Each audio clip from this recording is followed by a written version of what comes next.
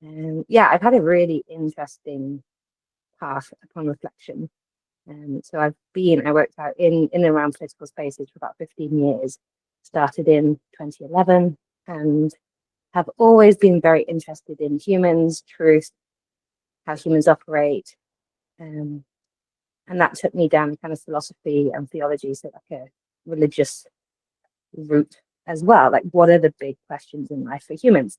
And then from that, I found myself looking at human rights, which is a big, interesting, controversial topic at the moment for many, and studying that.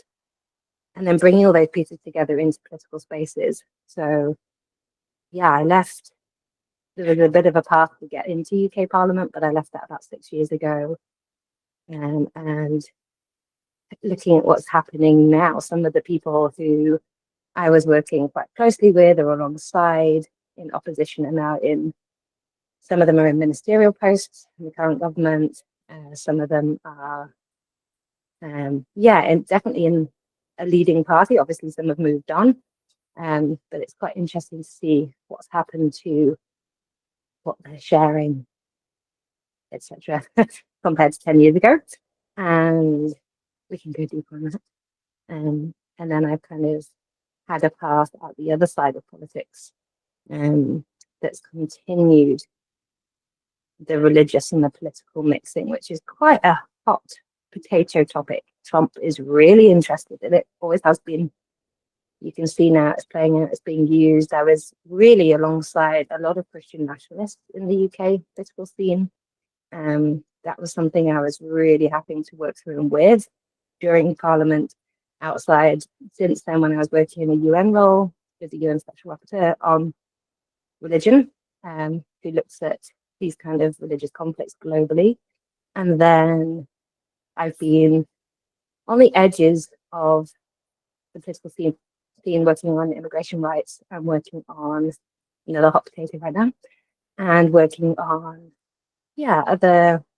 other topics around peace building and religious conflict, again, coming back into working with government departments or politicians. And so, in amongst all of that, I've needed to keep coming in and out of those spaces. So the spiritual consciousness part links back to my, it's always been with me, my fascination in humans, what we think, where we're up to, what drives our behavior. And then human rights chucked in there. How can we support humans generally to have a better experience across different communities, within different communities, globally, within our own countries? So there's a lot of things I've soaked up from that. And it's also been a very, very personal path for me. So I've been through the working in quite intense, what we might say, like toxic environments. I think there's a lot more than that. There's a lot of depth to that. There's a lot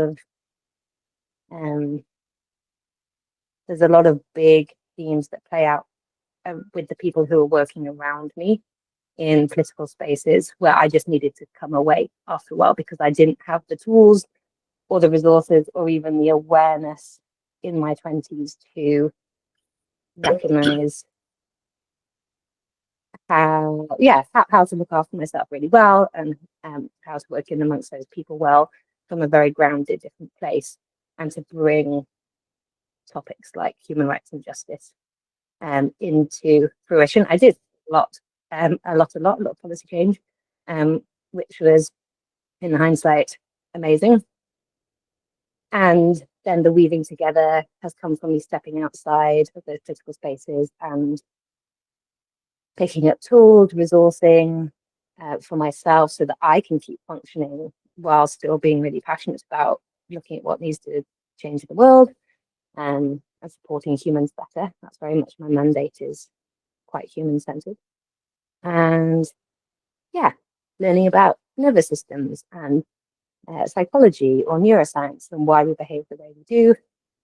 And then there's been, in amongst all of that brain learning, there's been a kind of a path that I've been on where I can move much more out of my brain and survival states and continuing operating in that way to a much more grounded, heart-led, less anger, trauma response driven way of being.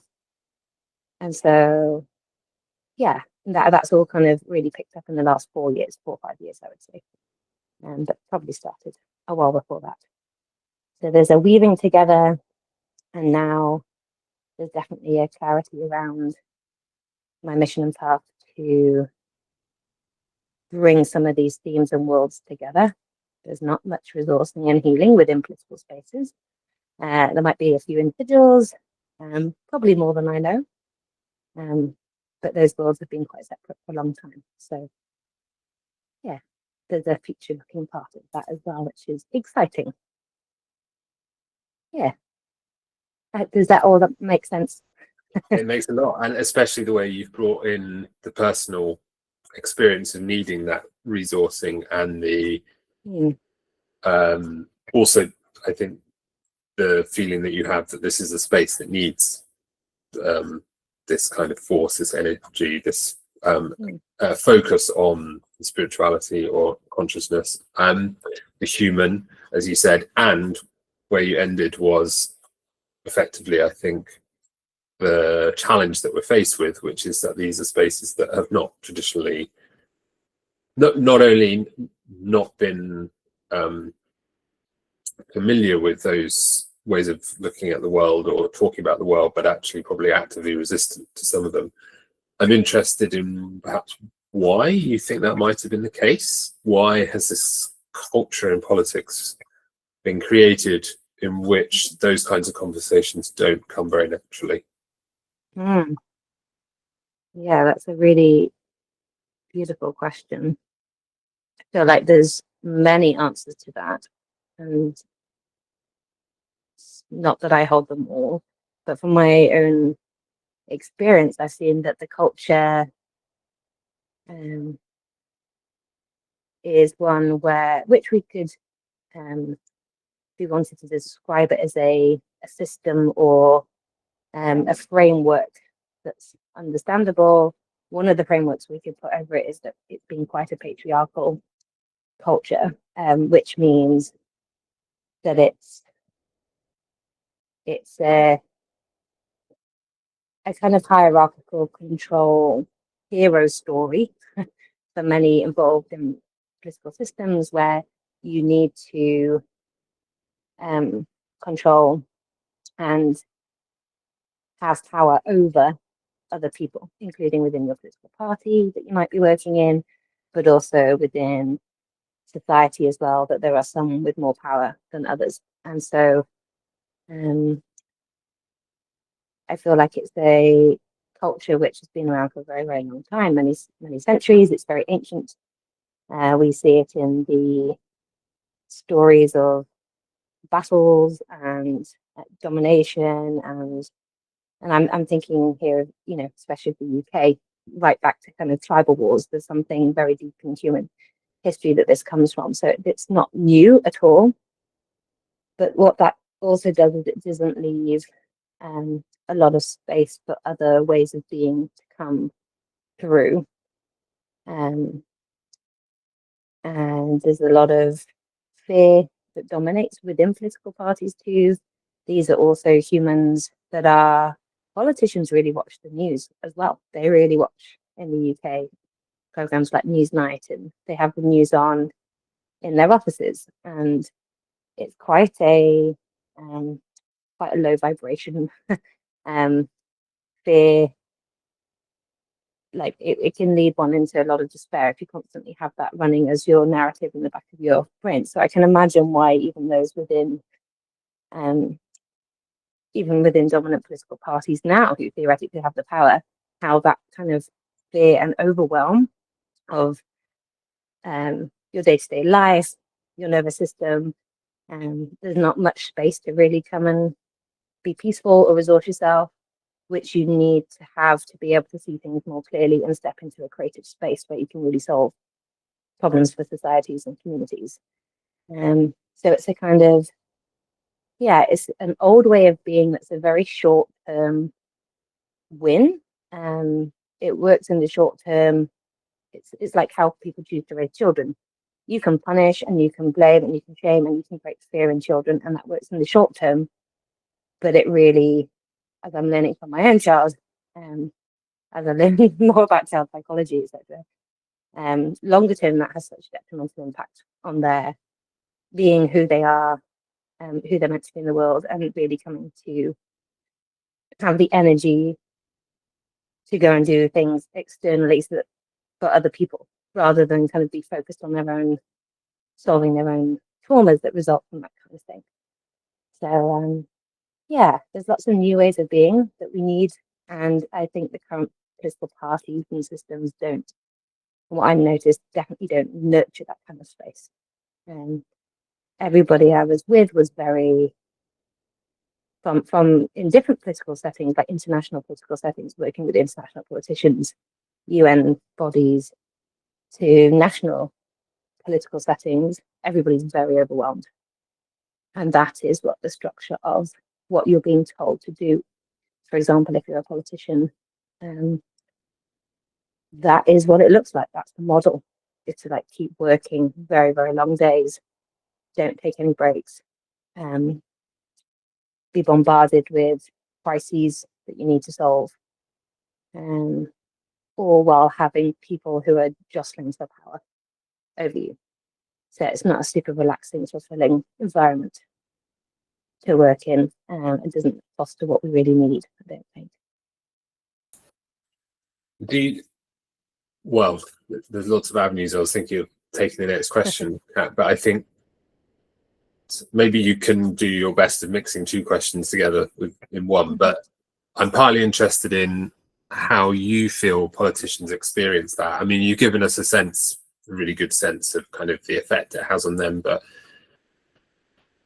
thinking about change and the possibility of change, how do they see that world that they're in, and do they see the need for change and for benefiting themselves and others? And the second part of my question was really about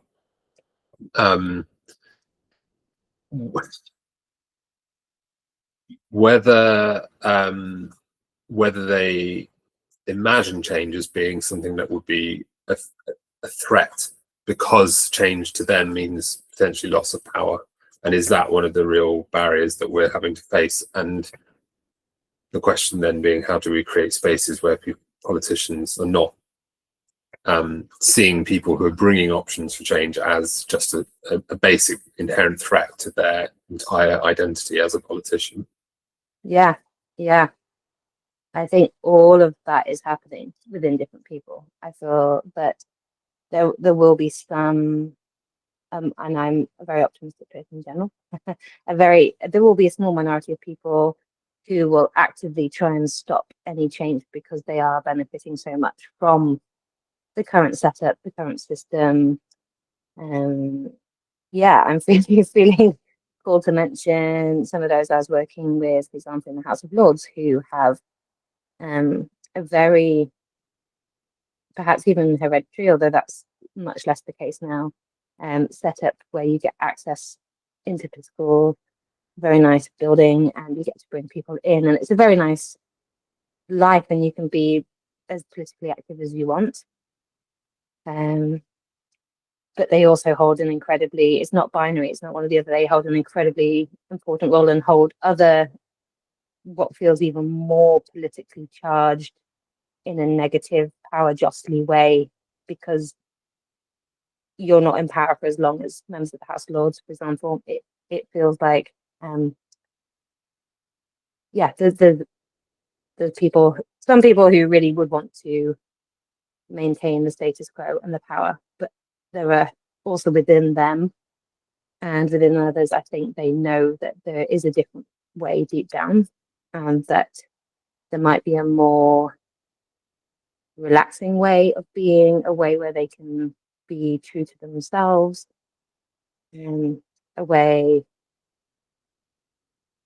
that they can really enjoy their work without stress. Some might already experience that, but I'd say particularly amongst people who are getting into political parties and need to keep that kind of very high pace of work and thinking about being re-elected over and over again. That seems to be a big focus for at least half the time that politicians are in Parliament.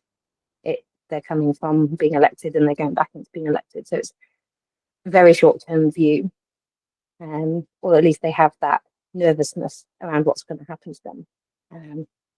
I think they feel that change is possible, but things are kept at such a high pace. And I think people are so overwhelmed and overloaded when they do get into those political spaces. And we can talk as well about political activists, like, for example, or human rights activists, justice activists, interacting with those spaces as well.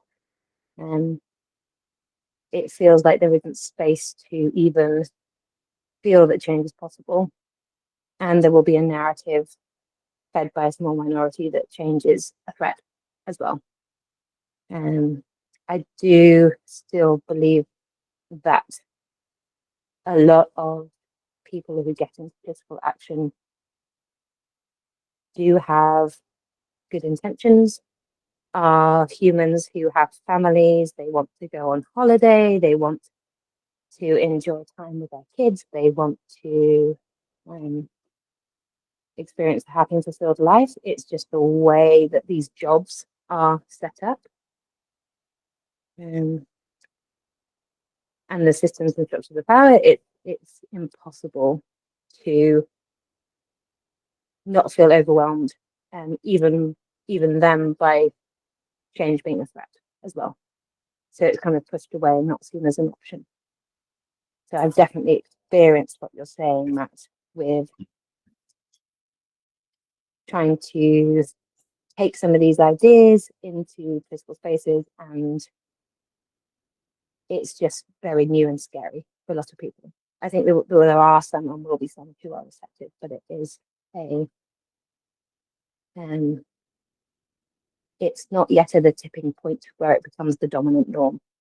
The norms and narratives and stories within how to be politically active are quite old, and they're still playing out. Thank you, Kat. Yeah, I mean, maybe if we have time, I'd really love to get onto that conversation about the strategy or approach to change, because I think, given your reading of the situation, it definitely feels like going in with the same old approach of certainly demands, but even the very basis being that we need to change the system could be problematic for politicians. Some other route in, another conversation needs to be had with them about themselves and their needs and values and what we want. 100%. It's how it's done. Would love to come back to that. It's how that conversation is done, and often those who are seeking the political change are also acting from a place that definitely will feel like a threat. So those of us who want to bring the change are needing to be resourced really, really well to be able to be very conscious of how we are communicating and being with those in those systems. Yeah, there's a lot to unpick there, because we are also, society in general is still upholding those systems. We still think that that is what it is, and we are agreeing to it. There is room for us to respond, and we have collectively, as people within normal communities, have so much more power within us to enact the change. But it's the how we are doing that, and if we're doing it in the old ways as well, it creates a lot of enacting from a place of rage, which I totally understandable. But if we're coming that butts up against the old, and it's kept out. So there's ways of meeting people within these old systems, and it needs to be done from a different place. Yeah. I suspect that's why it's not been working so far. I think probably where it leads me is about the fundamental idea that we have about politics, which is that it's something it's done somewhere else, and it's often confined to a very short period of time in our lives where we go to vote, and it's transactional, and therefore creates a division already inherent in the system between us, the public, and the politicians, who are, in a way that is detrimental to them as well, put on a pedestal and expected to deliver, and there's no politics happening in our minds outside of that system. How we shift that, I think, then comes down to both the process, as we're saying, about the way of doing campaigning or activism, but also the politics that we're after. So maybe that's where I'll take my next question, Kat, which is to ask you, do we have an idea of a popular idea of politics which is problematic, that's fueling this sense of division, and that is limiting our horizons for what politics could be for us in a way that completely kind of shuts out other forms of action and behavior, but also most importantly shuts us out from the political system? Oh, there is a lot of themes there, and a lot of places my brain wants to take this, but I think fundamentally in amongst it all, what I would see is the core purpose. Maybe not everybody would define it as this, but for political systems, their purpose would be to represent communities and create human flourishing. And that's been there since ancient times in amongst everything else. And for some, that is still occasionally to all the time their North Star, depending on who you're talking to.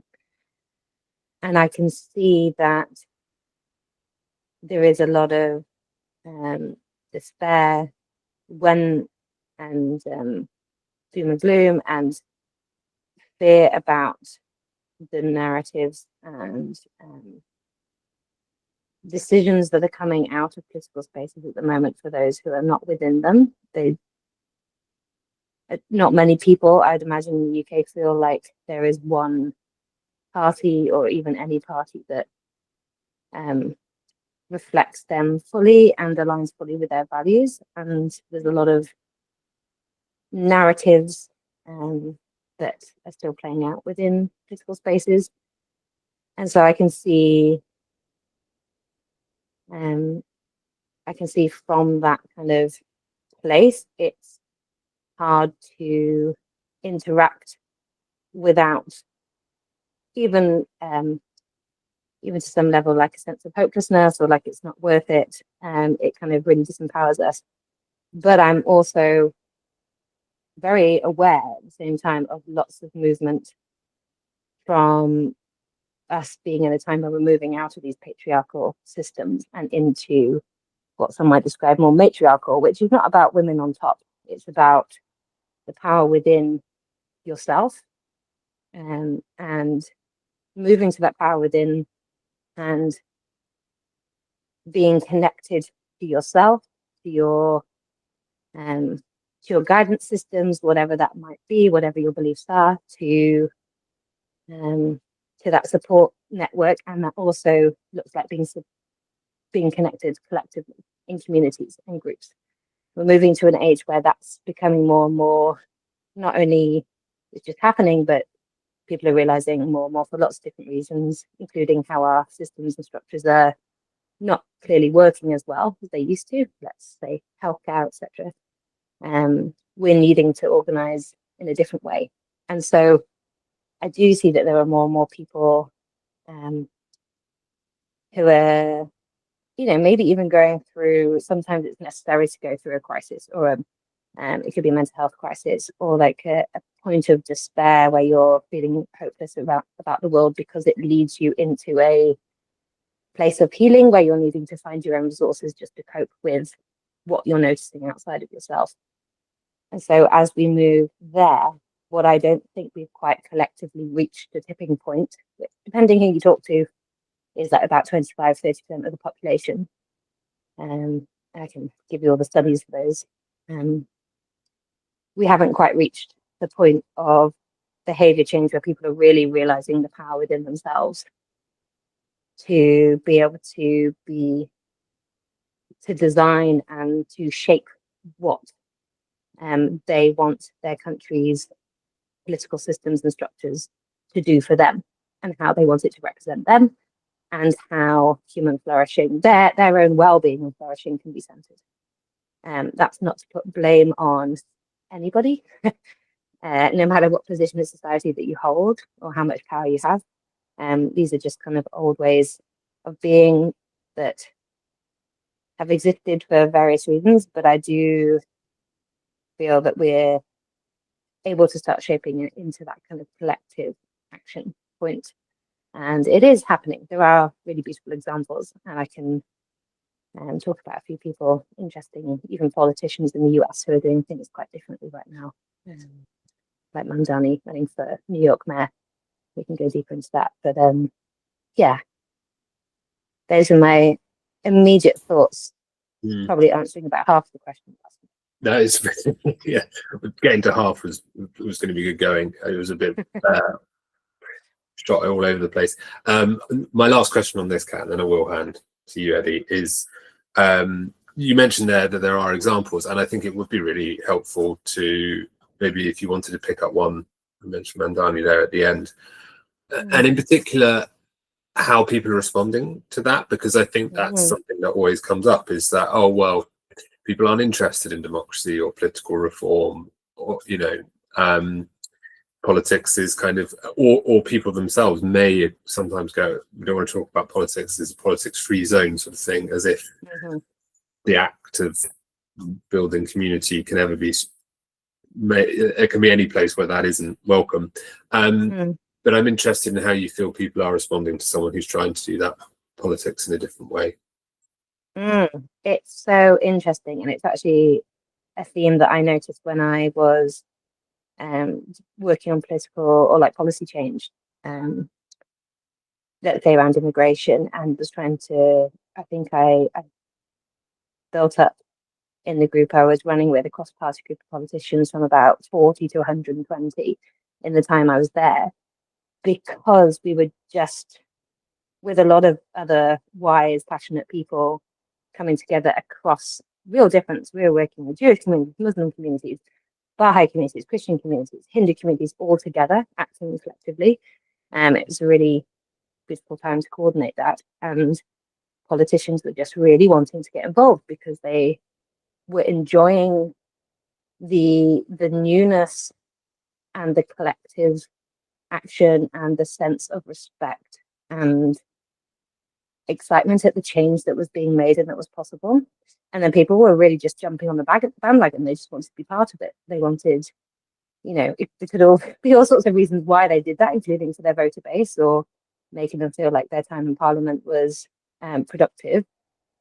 But I'm seeing with the same kind of really interesting momentum with figures like Zoran Mamdani, who's, we'll see what happens next month if he becomes mayor or not.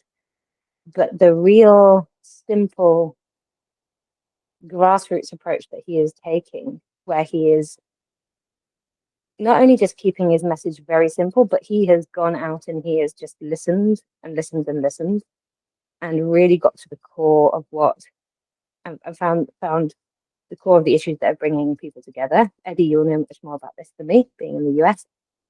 But it's a politics that it centers human flourishing for everyone, reflects the full community, not just those who might try and control the narratives. And we've seen a lot of controlling the narratives over the last few months, especially even trying to take talk shows off the air, for example, on television. So he's also going about politics in a way where he's not focusing on criticizing his political opponents, which still is amazingly one of the main ways that politicians are taught to still speak. If you're in a political party, no matter where you are in the world, your energy and your focus goes into what other people are doing wrong. He's kind of held back from losing all of that energy on that kind of conversation to focusing on, even though I don't agree with the individual, here's what each person before me did, and here's where we can grow from that. So it's a very, I'm trying to remember his phrase, but I think he talks about praising merit, giving credit where it's due, even if 99% of things he wouldn't agree with that person on. And so it's just a very different, positive way of doing politics. It's a very simple way. He is deeply listening. And he comes on the legacy of people like Bernie Sanders, who I think because of how they've been portrayed, I'm quite a, progressive human rights type person. Probably people would put me in various boxes for being very leftist or something, maybe even socialist, I'm not sure. But I really hadn't identified or connected with Bernie Sanders as a person. Jeremy Corbyn as well. I sense with a lot of anger and rage that Jeremy Corbyn and that kind of momentum group in the UK display, and I get 100% where that comes from with what's happening around the world in the genocide in Gaza and other situations. It's been interesting that his party's come and kind of collapsed a little bit quickly, but because I didn't connect with that, and I haven't historically necessarily connected with Bernie Sanders too, but think that's partly how he was portrayed. But Zoran Mamdani is now coming from the legacy of Bernie Sanders, and there was a really, really interesting video I was watching the other day where Bernie Sanders goes deep into the south of the US and meets with people, I think it was in West Virginia, who historically have been quite conservative. They might have had some democratic leanings, but now about 50% of them don't vote at all. And Trump won by a landslide. And he went and really sat down with people and listened. And it was so interesting and beautiful to see the transformation from people just being met with as humans and really compassionately listened to. And then coming out of that, having voted for Trump with Bernie Sanders t-shirts, going to all of his rallies, becoming a big supporter. So if politics can be about that and looking more like that, and I'm wondering where the examples in the UK are of that. There will be many at a grassroots level who do that, but we're not quite seeing, I don't think, in the UK, individuals who are getting that much attention in all the same way, who are creating that grassroots movement. And maybe there are some within political parties, because that's still the main way you need to, be politically active, unfortunately, but there probably will be many outside political parties. It's just kind of finding these individuals who are grounded, resourced to make political action very, very simple and listen deeply and bring that compassion into it. Yeah, thank you, Kat. I think we're just finishing on that point, that the kind of identifying the figures doing similar in the UK. I think sometimes because we have, not that I'm necessarily saying America has a really alive citizen-led democracy, but it does have a more federal devolved situation where I think you can get these individuals. I think there just seems to be so many individuals in America doing things differently, which you don't get so much here with such a centralized, concentrated political system where you have to succeed. You really, you do have to be kind of part and parcel of the party. So yeah, it's difficult to. I couldn't really identify myself. I mean, as you say, I'm sure within parties and maybe at the grassroots local level. I mean, people often cite the Wigan Council as an example where they've done participatory budgeting in your Wigan, and it's kind of, but it's not becoming institutionalized across politics yet. Anyway, but Eddie, do you come in? Yeah, I mean, it was great to listen and hear and take it all in, because of course, I mean, I'm not as familiar across the board, and mainly because of some thoughts I have about this that I think are interesting. So one of those things that for me, I think, and this is maybe the thought that a lot of people have about political systems in general, is that when we talk about systems and we talk about politics as a thing that happens over there, we don't think of ourselves as part of the political system. We think of it as something that belongs to politicians. And there's been like a growing conversation about what about the language of public servant? You know, what if we just changed, we went to a language that also reflected what the relationship would be?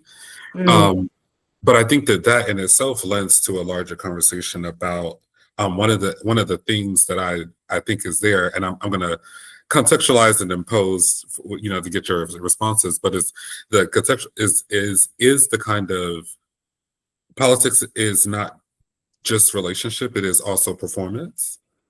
And that, like Mm-hmm. you said, you dress a certain kind of way, you meet in certain places. There are certain rules, for the etiquette in the room, the language of the laws, like all of those things make for this very kind of serious tone. And in some ways, quite literally sacred, Mm-hmm. Mm. Especially but in the UK. Oh yeah. right, literally Yeah. sacred. And but when we talk about changing, it's no longer just a conversation about changing policy. It's changing sacred ritual. It's Mm-hmm. changing something that feels larger, like the container of the culture, Mm. to change how politics work and change how those Yeah. things work. And so all of that leads me to and again, I know I'm connecting a lot of dots here, but it makes me think about people who have had to, the role of fear in this, and the Mm. fact that to change something that's as institutionally gigantic as politics and the structure that manages it, it is kind of like the folks who said, yeah, I'm going to sail off the edge of the earth. It's a little bit like, Yeah. turning, it's like the people, it's like the story of like, okay, yeah, y'all are scared because you're facing the wall and there's a fire behind Mm. you. Like, turn around and it's the sun, it's like, it's out, I think that there is some of that. It requires that someone embrace and surpass the fear of Mm. doing this unorthodox, seem almost maybe even crazy, Mm. appearing, thing. And I think that building that capacity can be difficult. But again, that's how I'm describing Mm. it, contextualizing it, suggesting one, Mm. how do you resonate with that? But also is that actually what it requires, or is that just another layer of the narrative that keeps people in the cycle, that it is this huge, gigantic thing that requires you to sell off the edge of the earth in order to change Mm. it? Um, yeah, I Mm. know that was a lot, but that's my brain juices are going. Yeah. Yeah. Wow. So many beautiful um, thoughts and things for me to learn from as well. Definitely feel that a lot of this is narratives. So there are smallish groups of people, and depending who you talk to, those are different people. We've got different theories for who they are, where those narratives would serve to lock probably communities, like whole identity groups, out of ever thinking this is possible to change. And that serves maintaining the status quo, it serves the control, it serves letting your voter base be predictable on what they're going to do. Either they don't vote or they vote in a predictable way. So it consolidates the status quo.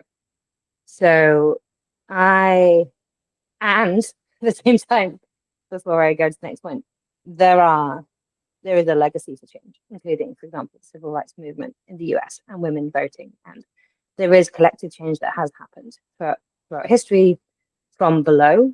And these were not extraordinary people. These were people, I think, who are in an age where we are also coming into our own age, our own version of this now, and that the change is already happening. There are more and more people who are having to go to their resources and power within and, meet their, let's say, demons from the past and go to therapy and work out where they've been kept disempowered from the own narratives within their family, within society. And that will look different depending on who you are, what identities you carry, communities you're from. There are really strong narratives in all of these places that we grow up with. So I trust and I see that this kind of change is already happening. So it's the kind of, like I said, movement before to this matriarchal model where people are finding a different place of power. So the sacred, like you said, that is really apparent in the UK system. It's a 1,000-year-old political system that where every year the king or queen who is appointed by God comes and opens the political space for the year and tells the politicians what's going to happen. It's really it's an interesting ceremony to witness. And so, but that is all part of that kind of hierarchical system of control. We know how it's been used in the French Revolution, for example, and the changing of the monarch to a different system. And as I said, things are already changing. So whether you believe this or not, you might just find this interesting as a side note. But astrologically, we're in a very interesting 20-year period since 2023, apparently, where the planet Pluto, this might sound wildsome, I've gone very off tangent here, but the planet Pluto is aligned, I think, in Uranus. And all that needs to be said, and you can look more into this, is that the last time we had this alignment, which lasts for about 20 years, started in 2023, will go on for 20 years, until about 2043. Last time we had this, we had the American Revolution, we had the French Revolution, we had the Irish Rebellion, we had the Corn Law changes, we had the start of the abolishment of slavery. And so this is another age where the systems as we know are changing, they're already happening. And it's the support, and that's where this consciousness idea comes in, the support that's kind of needed for us to realize that we are already part of that and we don't need to uphold the past systems. And so how can we individually, as communities, resource ourselves and make sure we are firstly just okay on a individual level and able to not be sucked into the doom and gloom and the fear that's being pumped out a lot. How can we step back from that and resource ourselves? And then how can we connect with others and collectively imagine? And I think the public servant term is really beautiful because that does help describe much more. And I've noticed there's a few people I've been working with over the past year or so, who do start to use that phrase more when they work with people in and around and outside political spaces, because that's some of the original intention, let's say, from democracy starting in ancient Greece. And I have a Greek husband and I was just there. And obviously throughout history that's been manipulated, and now we've got AI and we've got all sorts of external, let's say in the UK context, intervention to political voting and systems, and there's a lot of money going into that. But how can we step away from that? And again, I think for a tipping point, you only need 25 to 30% of people who are kind of channeling the work in a way that is healthy towards being a public servant. But you need to be so resourced and have support for maintaining that. And that's where I think I'm not sure all of the people within power at the moment have that resourcing.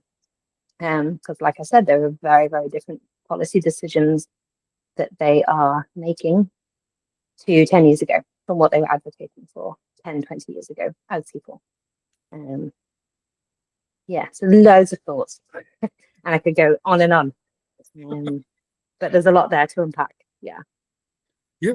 Well, I think I think the thing that it stands out for me is the fact that there are a lot of layers, right, to all of this, and it is complex, but the current system is complex. We're currently maintaining a complex, hard to understand system, like as a global society. It's just we're familiar with it, and we have systems that train it and cultivate it. And part of that, and just in thinking about this, I'm curious about when we think about how one of the things that I think stands out to me in relationship to what we were just talking about the performance, the kind of rules, the status quo. There's a bit of me that thinks two things, and I'm curious to hear your thoughts about. One, I think the politics are too serious. And what I mean by that is that there is not failure is a consistent part of the experience, Mm, but not it's seen as like but not innovation, not playfulness, not and not these things, because I mean, again, politics shape our lives in a lot of ways, and so it's very serious matters. However, I think some of the seriousness around this, like the very rigid ways that we go about it, is part of the reason why we can't also imagine beyond it, because their mm, solutions have to be a certain kind of way. The form has to be submitted over the impact of what could happen, over even the um, deep investigation into the possibility. Sometimes the mm, things get shut down because it didn't follow the formal process. And again, there's a time and place for all of those things, but when we grip too tightly to processes over impact, I think that sometimes we miss the point, right?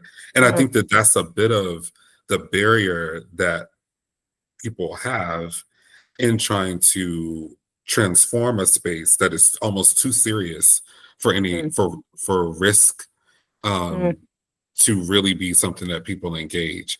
And I think that part of that is, like you mentioned before, resource, and this is kind of my thought mm, is that one, I think the elephant in the room is always resource is often money, right? mm, But mhm, but the money is representative of something else, which is like social agreements. So like if we had the money to pay people to do a thing that we have the resources to do, then we do it. But if the people and resources are there alone, but we can't use money as the incentive to get them to do it, then we say we can't do it, right? mm, And I bring this up all to say that the ability to take those risks, I think, may require that our idea about resourcing expand, or at least get more specific about what it is that people need in order to show up and take risk in political spaces or take risk mm, in business. And so as we're thinking about resourcing, I'm curious to know, in your experience, mm, what would that resourcing look like, or mm, are there examples of people being resourced that has allowed them to take risk or potentially mm, embrace transformation a little more deeply? mm. Thank you. And I realize I've just been using the word resource without expanding more deeply on what's meant. And that's really, really helpful. And I'll come back to that. Um, but yes, I also see that political spaces are very rigid and very controlled, and there are processes, ways of doing things, how you speak to one another, as you said, and people are, well, there's literally, in a lot of political spaces, let's go back to, political chambers that are mirrored around the world for all sorts of colonial reasons. There is a speaker who will correct you if you are using the wrong terminology or addressing people in the wrong way. So it's very rigid.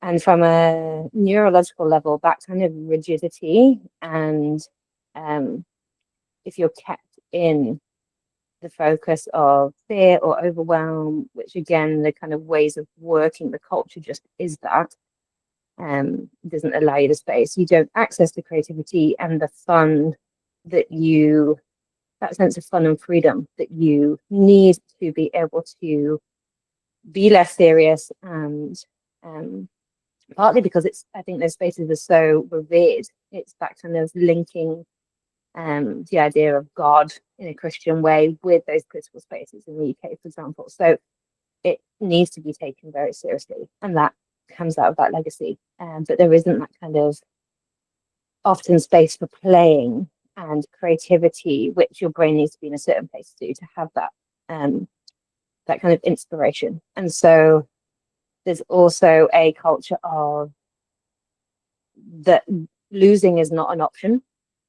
There's not the maturity to see that sometimes when you are losing, you are actually winning, because it's the testing of ideas, and that's failing, and that's okay, and that means we just need to hone it and this policy idea, for example, and that if you lose, it's like the very binary hero story journey that we have. It's that especially young boys are fed from a very young age.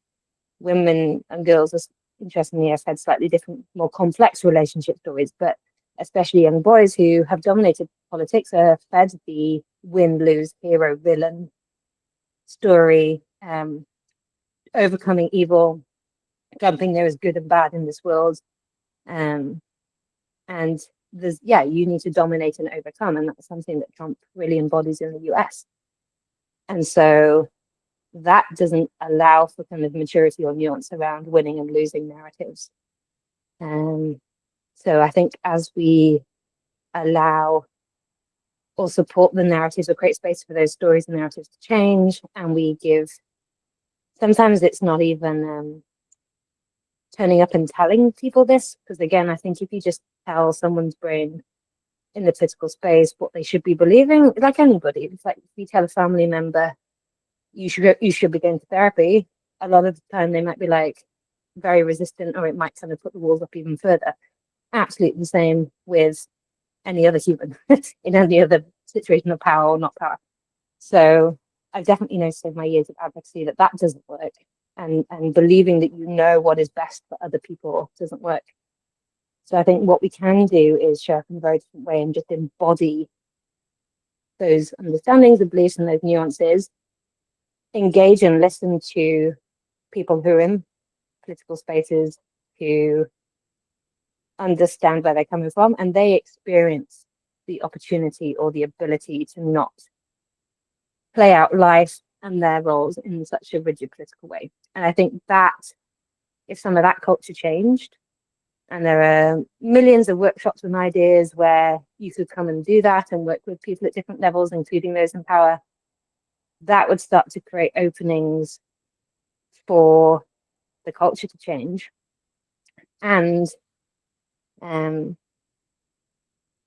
it's going to need all of us again. It's the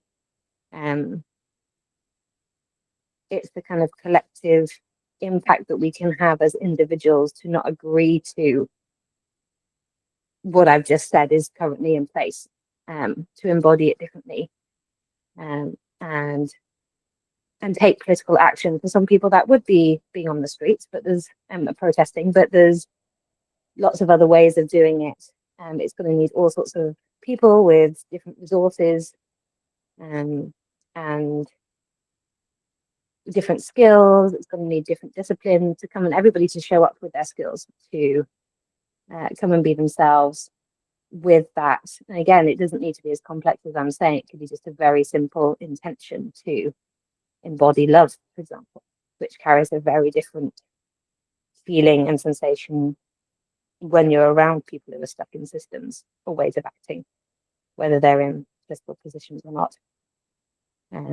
So that's, probably an ongoing, deeper exploratory conversation. And then going back to resources and what would be needed for that. What I really mean by resources are ways of being or tools that allow you to come and be in connection with your real self, what you're really feeling, noticing perhaps in your body what you're feeling, be in connection with, again, this will sound very woo-woo, but like in connection with your heart and your heart space, which can and does carry the blueprint of the intentions of your soul path, what you're meant to be here to do. And for some people, it might be to never connect with that or never do that.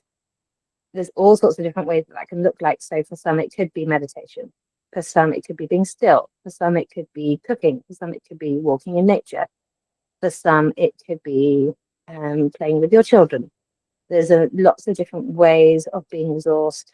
It doesn't always depend on financial resourcing, although there will definitely be a correlation between those with more financial privilege and access to this and those without. And there are movements within communities where there has not been as much resourcing to find radical places of resourcing and rest and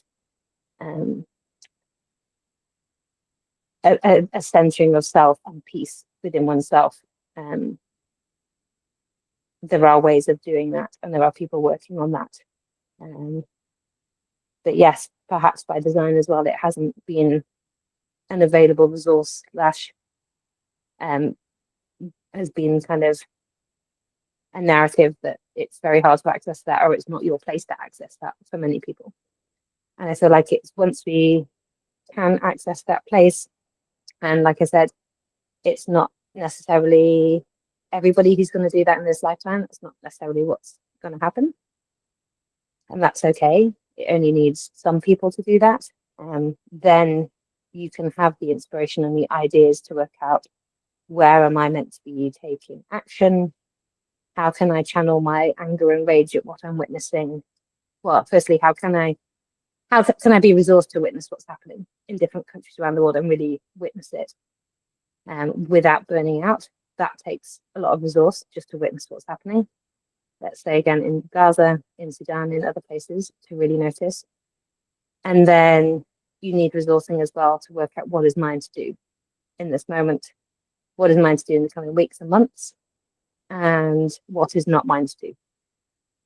So there's a lot of confusion about those who are really keen to be passionate advocates and justice activists, which, you know, I have also been in my past, where you go into the savior role and you go into the rescuing role and you burn out because there's not enough resource that you have to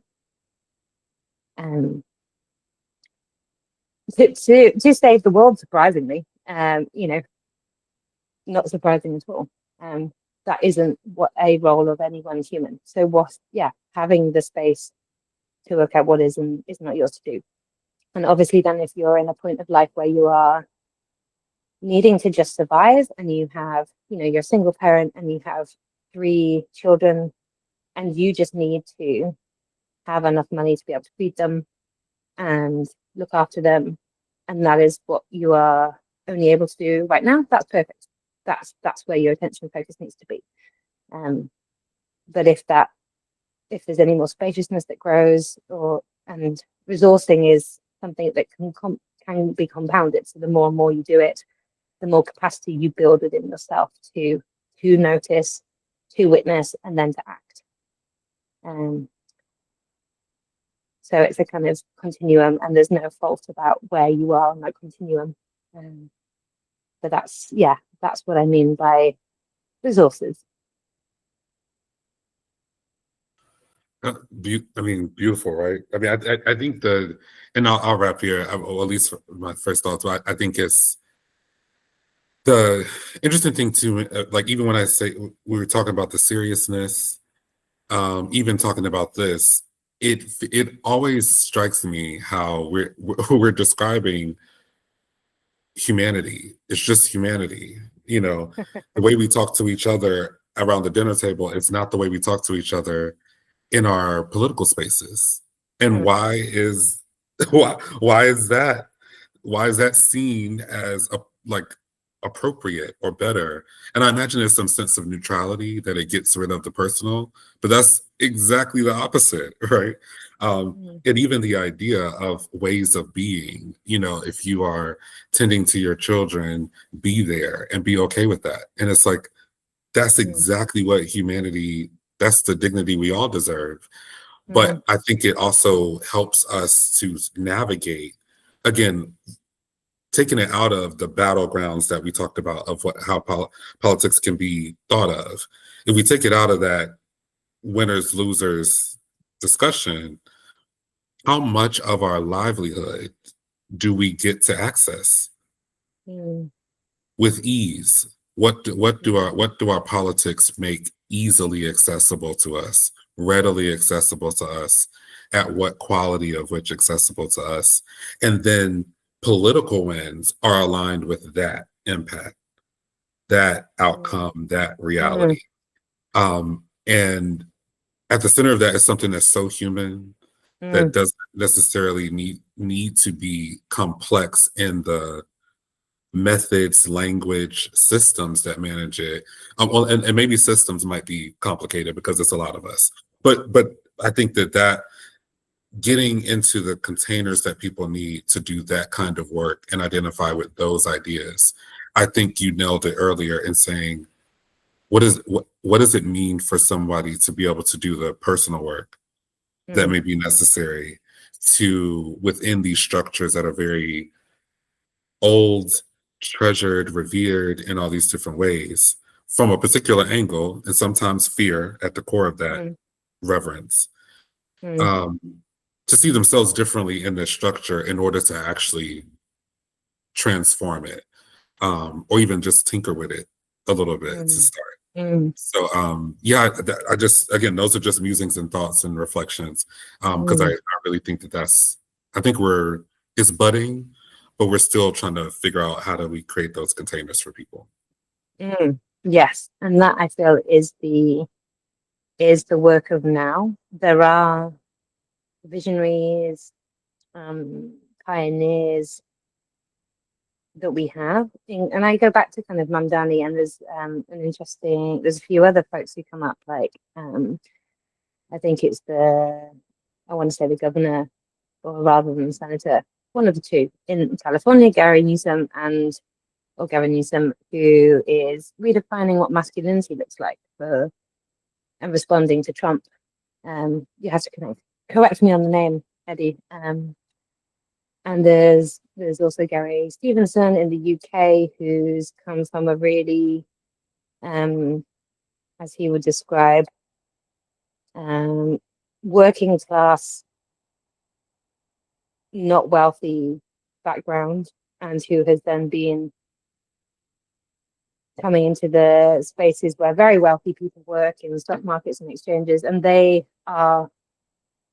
he is kind of able to also wake up a certain demographic of people who might be really drawn to, in the UK, for example, at the moment, the Reform Party, who are meeting people where they feel really let down and not seen by the current political structures and systems.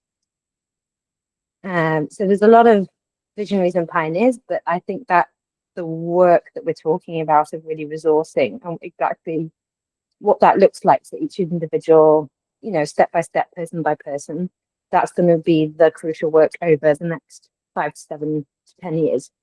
And that's going to be not just one person answering what that looks like or determining, but like people coming together to work out, including with little inlets with people who are working in physical spaces. What does it look like for you? What's feasible? What's possible?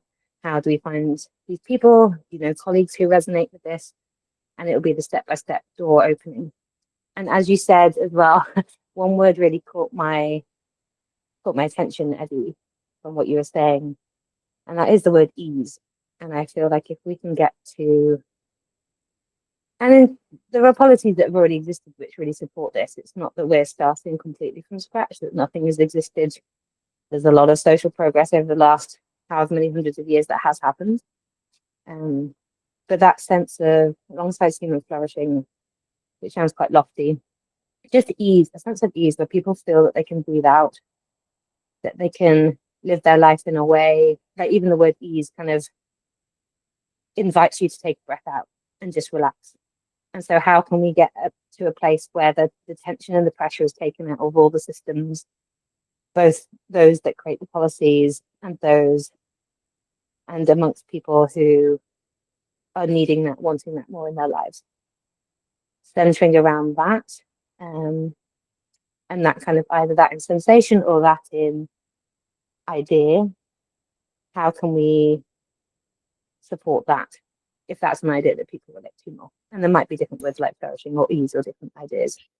Like how could your life be more easeful right now? And what do you need in the political system and policy decisions?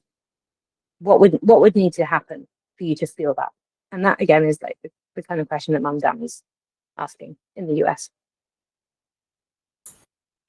I think that's beautiful, Kat. And I think that's, Eddie asked a while ago about a question about the hugeness of the change. And I think, to me, it's there's almost like two parallel tracks running. One is this kind of quite rigid political system, the definition that we've inherited, and there's this other politics that's already happening in what we expect from system, in what we expect at least for our lives, or what we at the depth of our soul expect for our lives, maybe not what we habitually expect, and the way we interact with others, and connecting those two things together will be where there's the possibility, I think. The last question, Kat, that I just wanted to come to, or rather less a question, perhaps more just to get your thoughts on, is that you've mentioned reform there and Trump in the States. There's definitely at the moment a lot of conversations about the rise of the far right, not just in the UK and the USA, but in Europe and beyond. And I don't think the question is so much like, why is that happening? Because we've talked about the problems in the system, and it's not like the system, the political system, it's not like a fault in the political system that this is happening. It is the way the system is, an inevitable result. But this moment that we're in, I just wondered if any way you wanted to take that in terms of like why now it feels particularly pressured, or where it might lead, or what it opens up for us. Any particular kind of closing thoughts on where we're at right now? Yeah, I love that. And perhaps this would have been, interesting. It's coming up now at the end, because it's also part of what we were talking about in the beginning, but perhaps after our conversation, a slightly different response can be had.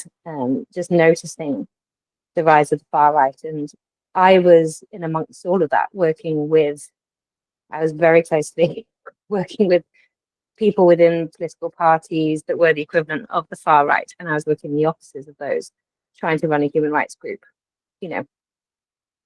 until 6 years ago. And if you work in religious justice spaces, that attracts all sorts of different people. So it's been very interesting to be very close to, and even actually political internships I did about 15 years ago, some of those same people who were in the organization I worked in are now in some of the pictures with Trump. They're in the Breitbart News, they're running it, they're in those spaces that are leading in and around reform, or kind of the precursors to reform, and some of what's happening in the US too. The very kind of right, nationalist, conservative, and you see that coming up with the Charlie Kirk funeral recently as well. It's definitely being used as a political rally space to really promulgate those ideas. And like you said, I think it's kind of putting us into a decision point as humans. It's really raising up the shadowness and the kind of lower frequencies and fears and controls of the old system, the old ways of working and being. They're coming up to the surface. And more people are being attracted to that because it's promising things and really touching into people's sense of hopelessness and frustration and despair. And so it's like bringing all these grievances right up to the surface, to the point where one way or another we cannot look away. We had huge far-right nationalist protests in the UK last month. Maybe as many, if not more, than those who will come and, protest for Gaza or against Trump. Many, many, many. And I don't know what the figures were, but I think even some were saying it was tens of thousands, if not more, who turned up. So it's showing that this current, it's almost kind of getting to a fever pitch of like this current way of being doesn't work for anybody, no matter what political perspective you have. They're kind of seen as protest parties. The Reform is seen as a protest party. I was really curious. Reform had their national conference just a few weeks ago, and the statistics in each age group, I think they are attracting more voters than any other political party, and including my demographic of young mums who feel like they are being listened to and heard by that party. And I feel that that's an illusion that they are really being heard. There's a lot of manipulation going on, and a lot of confusion being created, and a lot of promises being created, which is very easy to do when you're the opposition party. And we've seen that play out with all sorts of political parties, no matter where you are in the world. It's easier to be in opposition in many ways. And so I feel like this is part of getting more and more people to wake up, more and more people to need to feel the crisis point to go in. What it also is happening, not least I've noticed from my colleagues who are working in Geneva or different, like where the UN, some of the UN headquarters are, and other spaces, a lot of people in the humanitarian left progressive spaces are losing their jobs right now, and a lot of it's being defunded. And so there's a lot of staying within the despair and staying within the crisis, and that fear and crisis and doom that I keep talking about, that really grips us as humans. Part of our design, it's part of our nervous system. It helps, we want to look out for it and be protected from it. And it in the spiritual circle, I understand, some people might say it kind of, for some like they might understand this, but like it grips your root chakra, so it really magnetizes us as humans to focus on that. But focusing on that is the distraction that some a small groups energies, not necessarily even people, that's what they, or that's what it wants, is to kind of keep the focus there. Whereas actually we need to notice that and then be able to move beyond that. And that's where the real energy and momentum can come from, and the building the new ways of being, and us deciding how do we want it to work if all of this is clearly not working. So in some ways, reform is a good distraction, and it's showing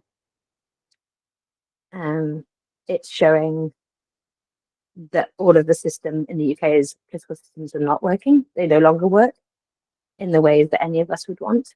And so it will need enough of us, again, the tipping point of 25 to 30% of people to,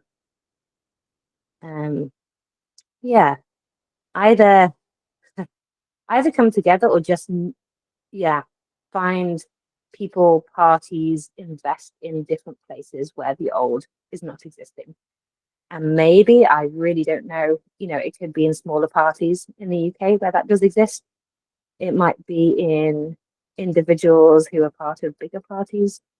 But wherever that is, it needs people to invest there and be active rather than hopeless, and fall into what reform is hoping, which is saying that everything is doomed and that there is fear there. But that's only half the story. That's not everything that's happening. So I'm hoping that this rising to the surface of this is waking more people up to where we've got to, and then it will incentivize us to move into a different age and space.